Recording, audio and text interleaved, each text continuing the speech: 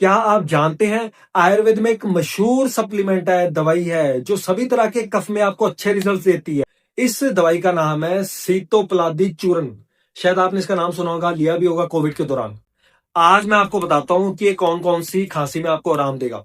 चाहे वात वाली सूखी खांसी हो जिसमें बलगम नहीं निकलता है, प्रोडक्टिव कफ बलगमी खांसी हो जिसमें बलगम ज्यादा निकलता है, पित्त वाली खांसी हो जिसमें बहुत ज्यादा जलन होती है, पीला रंग का कफ निकलता है, वात कफ वाली खांसी जो सर्दियों के मौसम में बसंत ऋतु में बहुत कॉमन होती है, जिसमें आपको बहुत ही ज्यादा खांसना पड़ता है गले से चिपका हुआ कफ निकालने के लिए।